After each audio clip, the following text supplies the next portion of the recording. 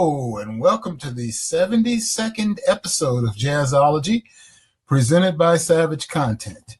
I'm your host, Willard Jenkins. We are here alternating Fridays, giving two jazz fans the opportunity to compete against each other for a chance to win $100. Each contestant will be asked a question worth 2 points. If they are unable to answer correctly, their opponent will have a chance to steal the question for 1 point.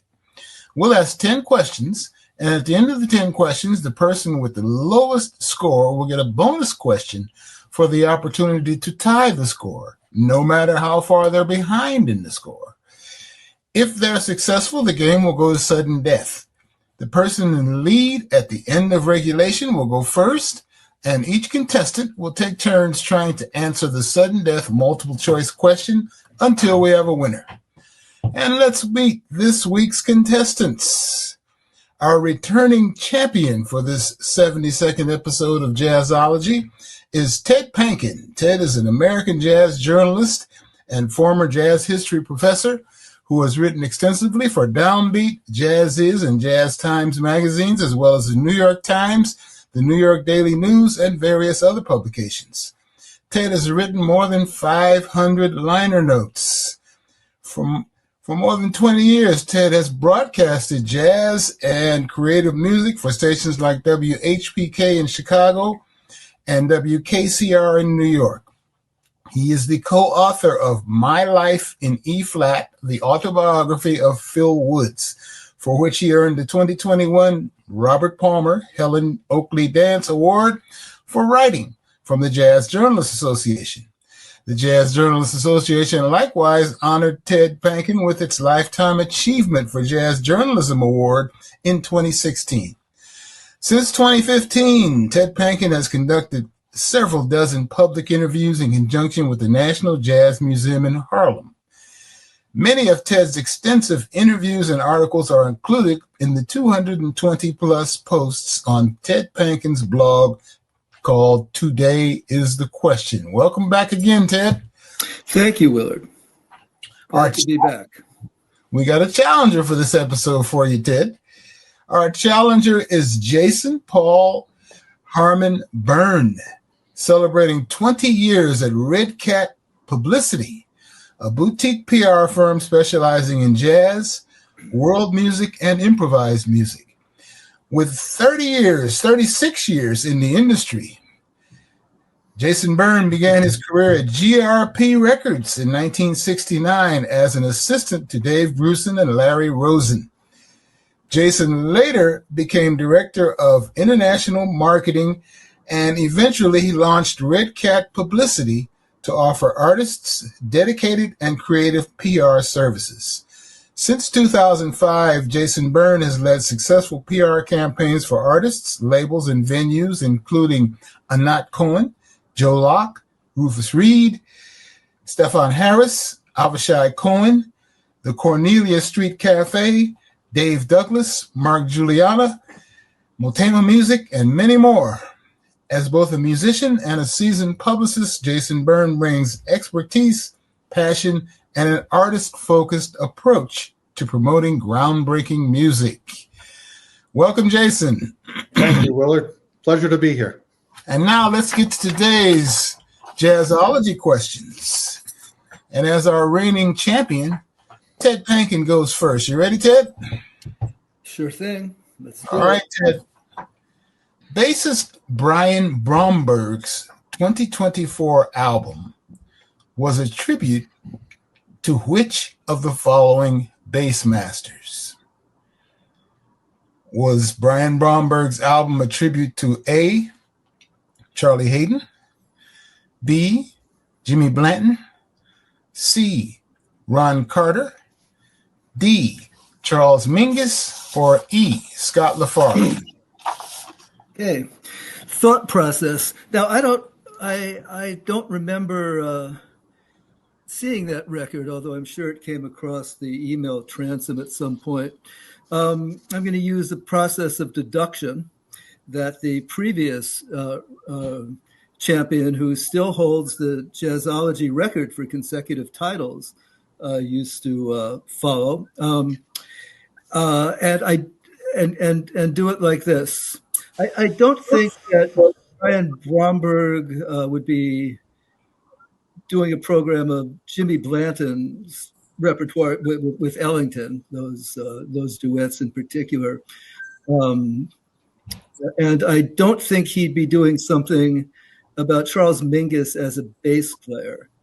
I also somehow don't think it would be Charlie Hayden, just because of the nature of, what I sense is Brian Bromberg's approach to music.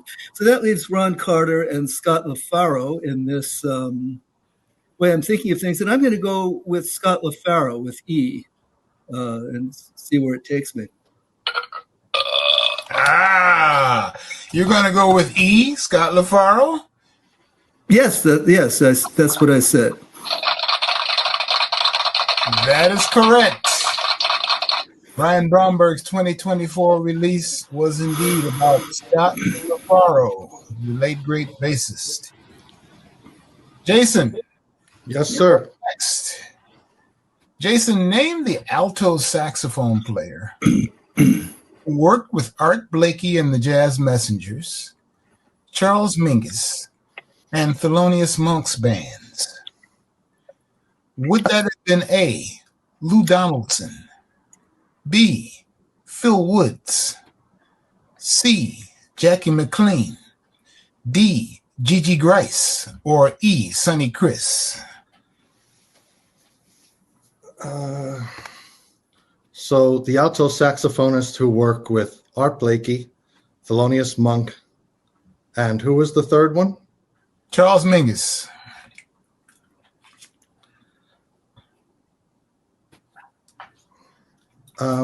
I don't believe it would be McLean, and I don't believe it was Sonny Chris.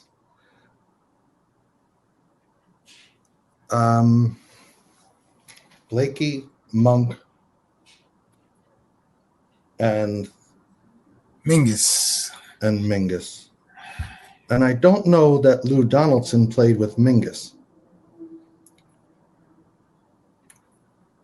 This is a tough question.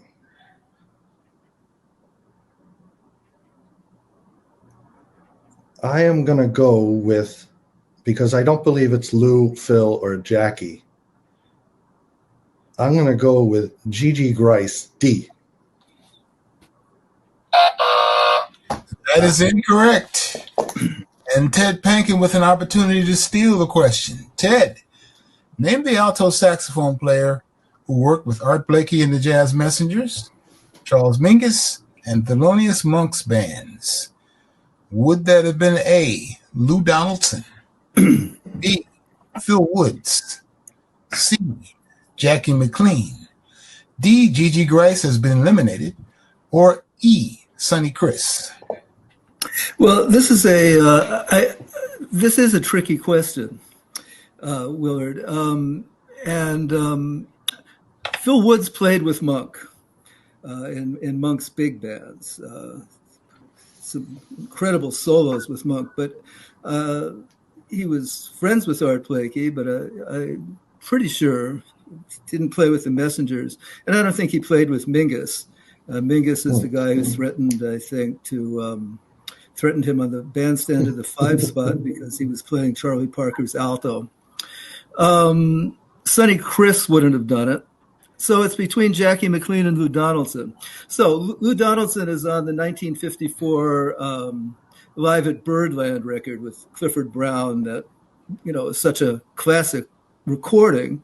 And he played with Monk. He's on the 1952 Monk sessions for Blue Note, Carolina Moon, and those things.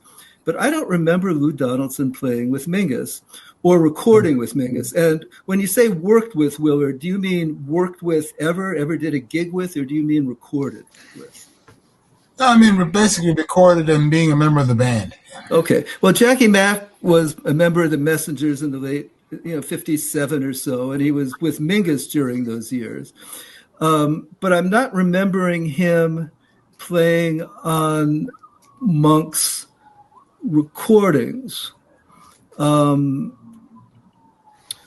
Lou Donaldson. So just give me a moment because I'm getting older and I'm a little less flexible. So Lou Donaldson, Mingus, and Monk, but maybe not Monk and Buhena and Jackie McLean, Buhena and Mingus.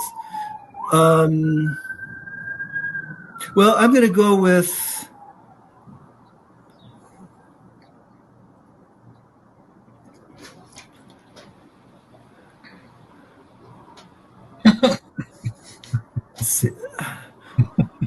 I'm going through my little database here. I guess I have to come up with some answer. I'm going to go with C, Jackie McLean. That is correct. When did Jackie record with Monk? It was Jackie McLean who played with all of those band leaders.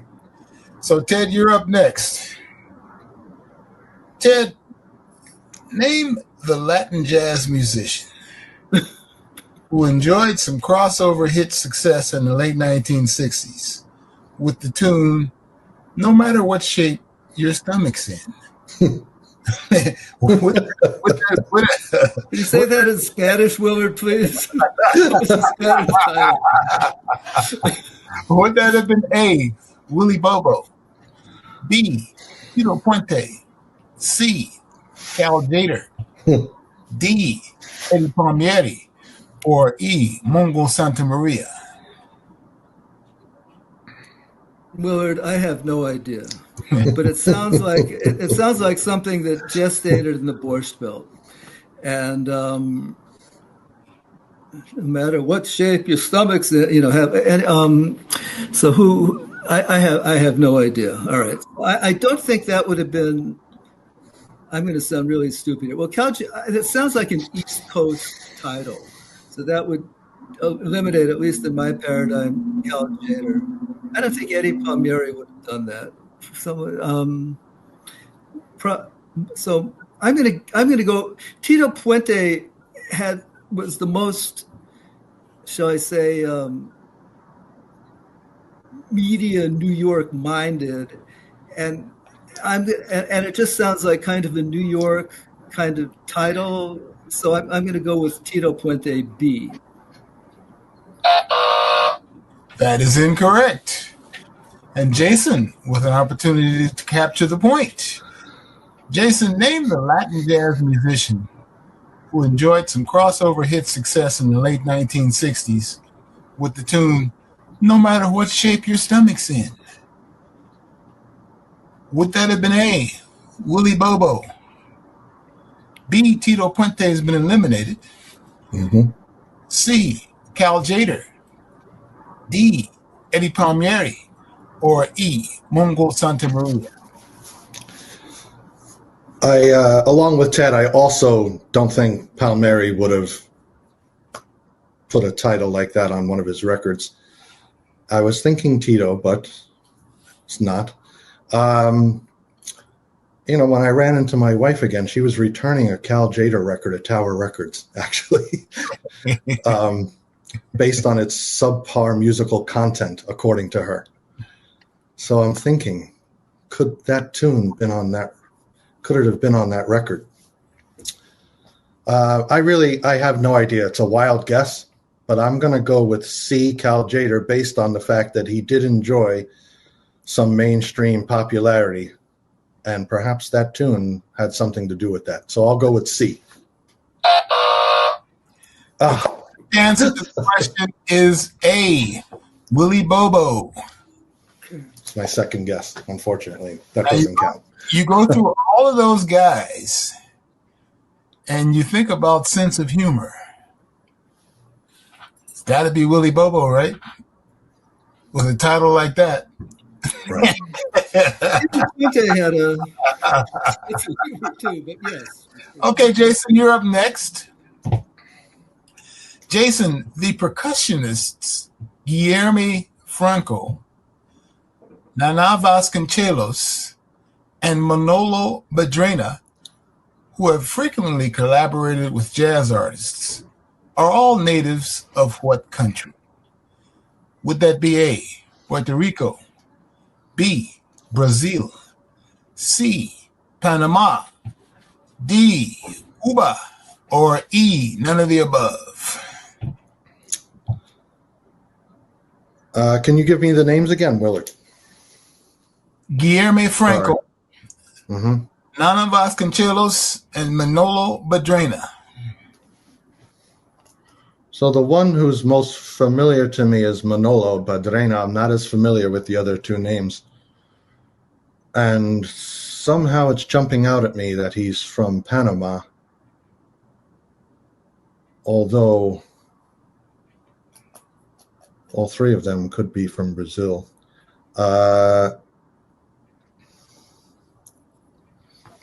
going to go with my gut, and let's see. I'll say C, Panama. Unfortunately, that is incorrect. Ted with another opportunity to steal the point. Ted, the percussionists Guillermo Franco, Nana Vasconcelos, and Manolo Badrena have frequently collaborated with jazz artists, and they are all natives of what country? Would that be A, Puerto Rico, B, Brazil, C, Panama has been eliminated, D, Cuba, or E, none of the above? Well, they're not from the state of Puerto Rico, and they're not from Cuba. I mean, it's B, Brazil.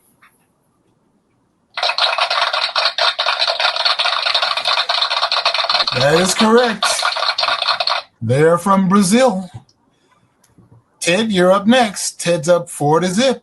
Ted, which of the following jazz greats is from Stockton, California? Is that A, Dave Brubeck, B, Jerry Mulligan, C, Gil Evans, D, Gerald Wilson, or E, none of the above?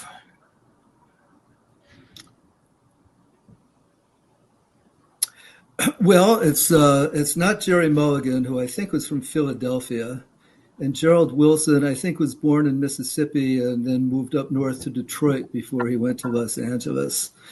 Dave Brubeck, Gil Evans, I believe, was born in Canada and then moved down to Northern California.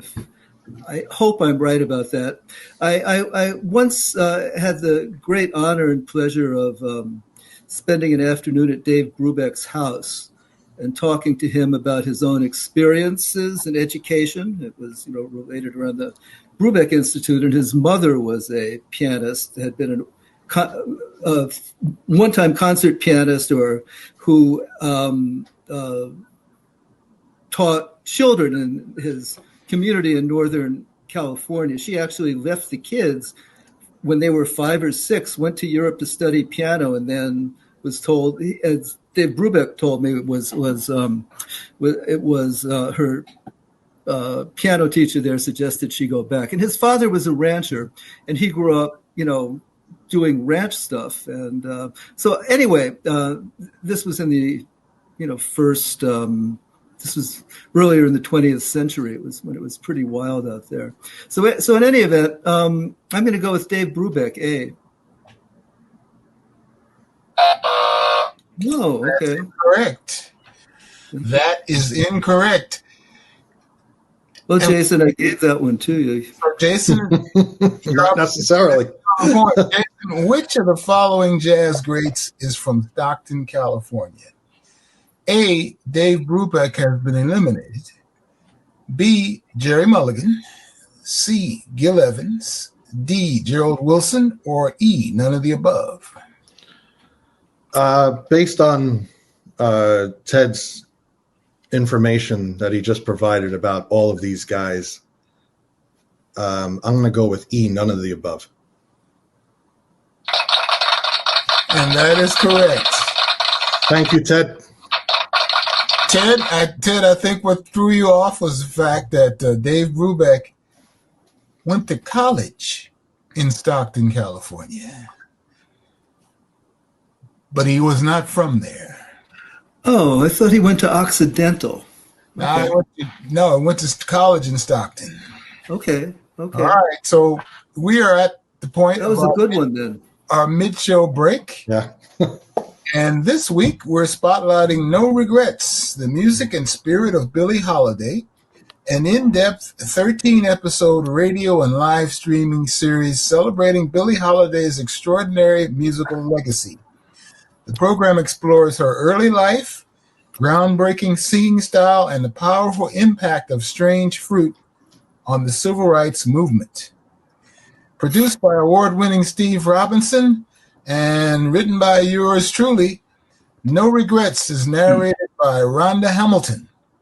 The series features interviews with Angela Davis, Cassandra Wilson, Beth Roars, Andromeda Toure, Phil Schaap, Dee Dee Bridgewater, Dan Morgenstern, and many more.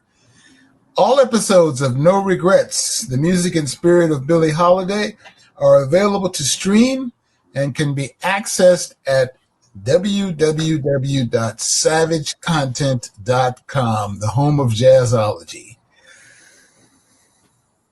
Jason, your first time on the show, so we have to ask you the inevitable question.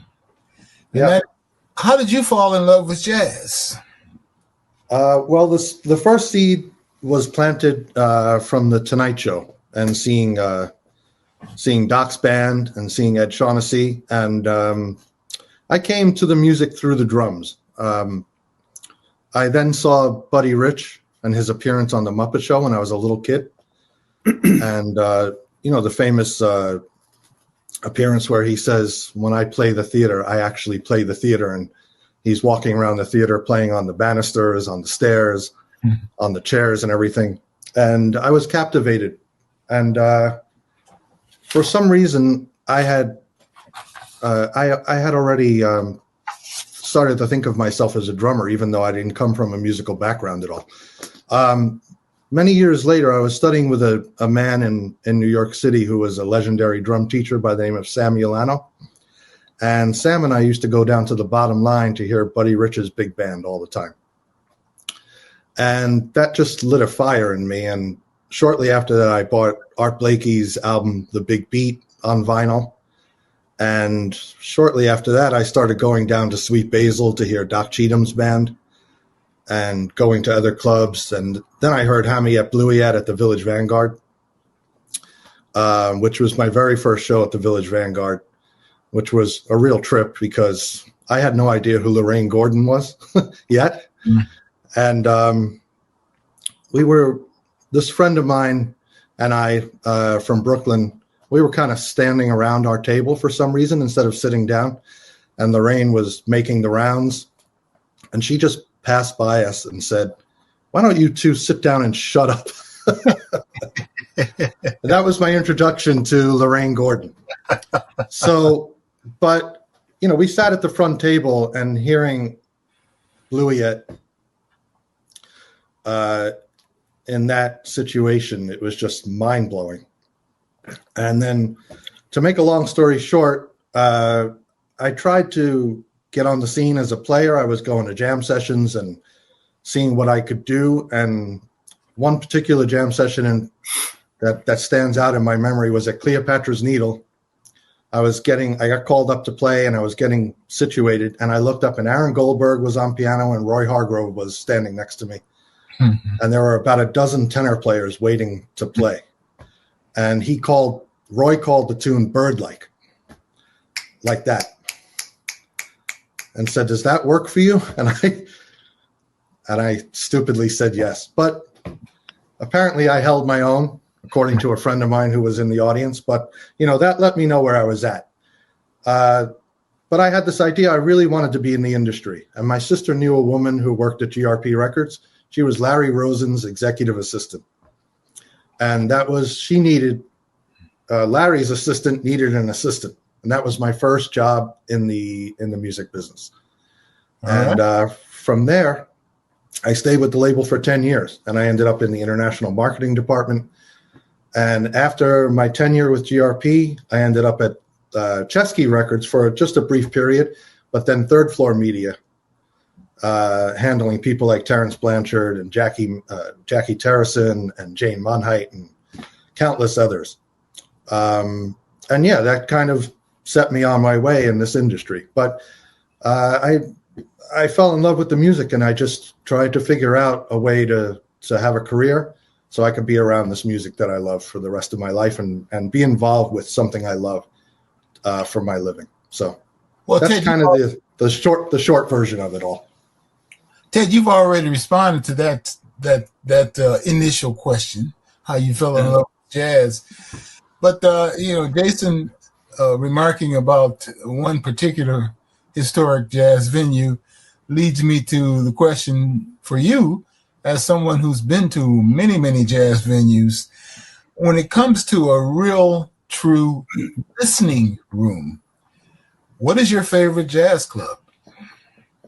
Ever or today? Let's say today. For a listening room.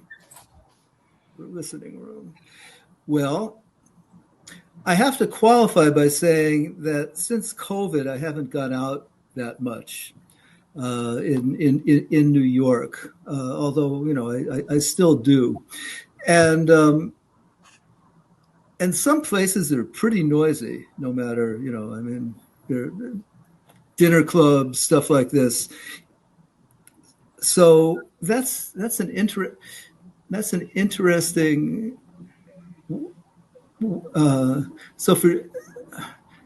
But on the other hand, when I go out, I always am trying to shut out everything that's around me and listen. So it's a hard question, Willard. That's a hard question. You always come up with these hard questions. Jason, by the way, that was a beautiful statement. I think you're one of the best out there. It was really interesting to hear your account of your story. It's all Buddy Rich's fault, really. That's what it boils down to. Well, Thank you, Ted. Thank you. No, thank you. I guess I'm going to go with the Village Vanguard. Somehow I had a feeling you wind up back at the Village Vanguard. That seems to be so many people's favorite listening room as far as really listening to the music. Well, I first went there, I think, in 1971. Somebody took me there. Elvin Jones was playing with Jimmy Garrison and Joe Farrell. And then I heard Sonny Rollins there 5 nights in 73 and another 5 nights. I have a long history there. I grew up not that far away from it. So all right, so let's go with an attachment to the place. Let's go with the Vanguard then. Jason, yeah, you're up next. The current jazz club, known as Jazz Alley, is located in what city? Is Jazz Alley located in A, San Diego, B, Washington, D.C., C, Salt Lake City, D, Seattle, or E, Portland?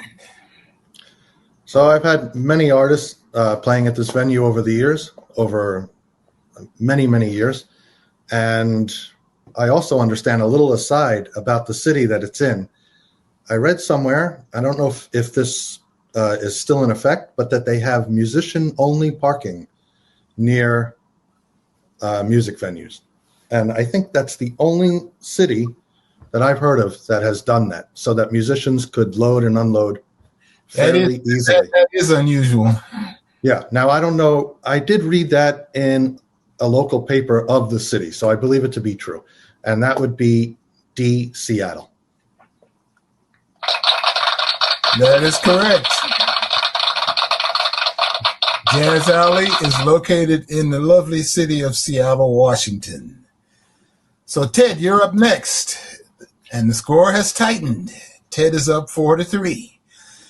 Ted Panken, after leaving New Orleans in the early 1920s, the band leader, King Oliver, and his Creole jazz band played for approximately 18 months at which of the following Chicago jazz clubs? Would that have been A, the DownBeat, B, the Lincoln Gardens, C, the Harlem Cafe, D, the Jazz Showcase, or E, Andy's?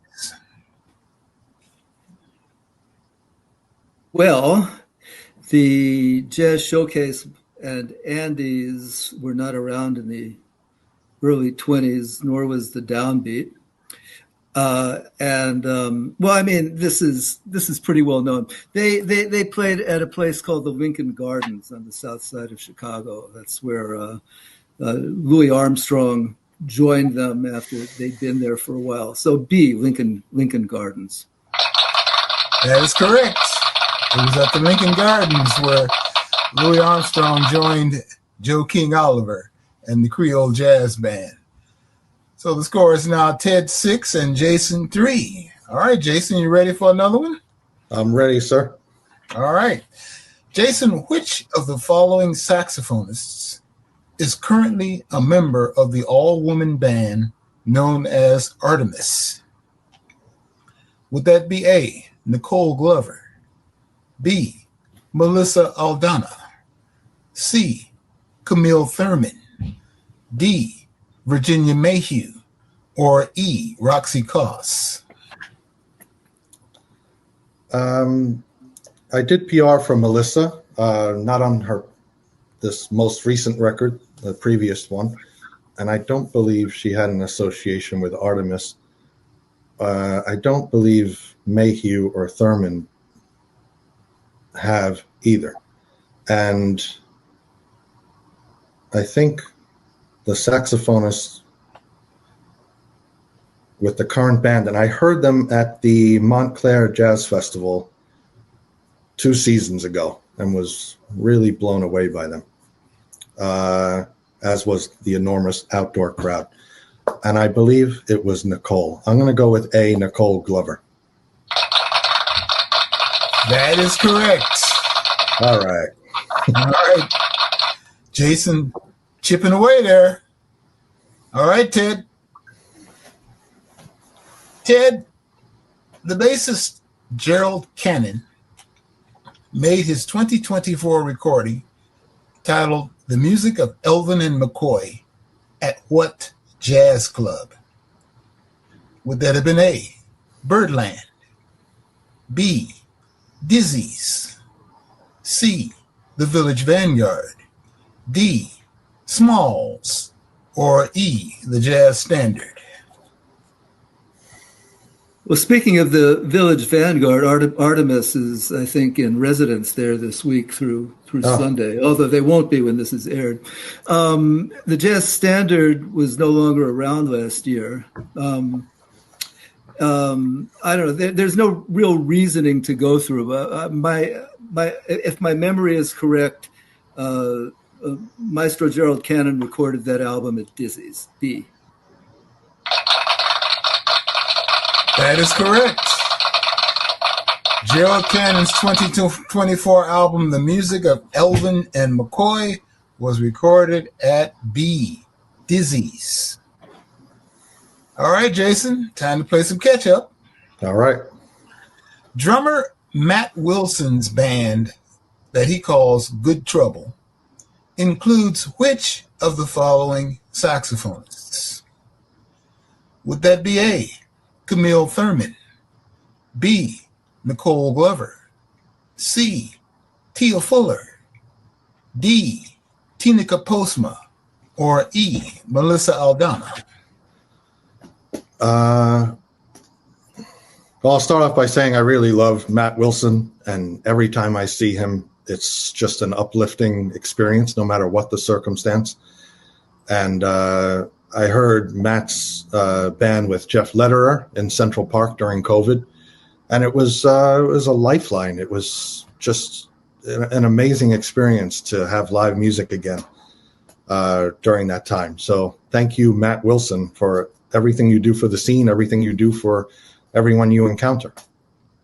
And I believe that Good Trouble band, which is such a great title, features Camille Thurman. A, Camille Thurman, I think. That's incorrect. Ted Panken with a chance to steal the point.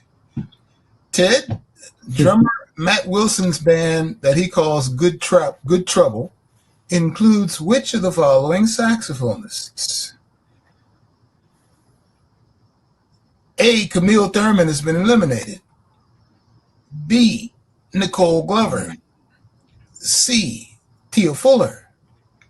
D. Tina Postma. Or E. Melissa Aldana. Tia Fuller was on his most recent recording, which came out midway through last year. C. Tia Fuller. Yep. That is correct. Hindsight is 2020 for me. So our score is now Ted 9 and Jason 5, but There's a bonus. Jason has an opportunity with the bonus round to catch up. Jason, you ready for the bonus question? I'm ready as I'll ever be. Okay, Jason, who was the trumpet player who moved to Paris in the 1950s and took up residence there?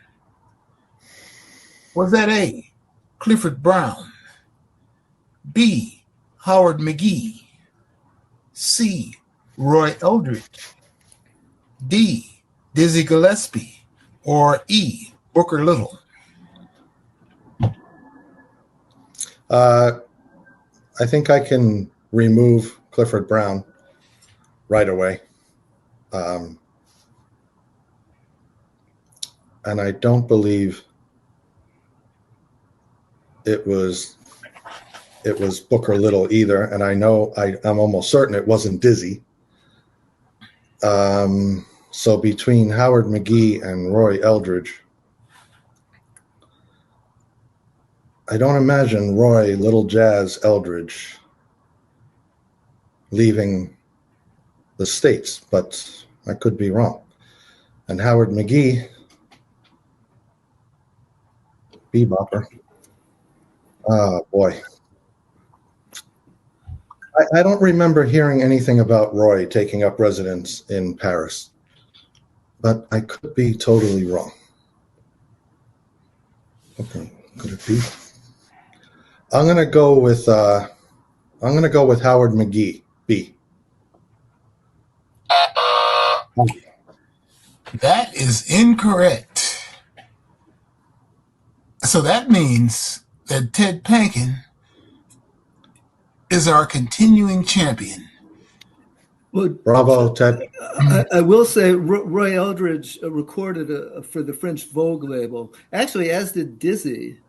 But he recorded Under Paris Skies and some French-themed songs. And so how would you answer that question? I would have answered Roy Eldridge.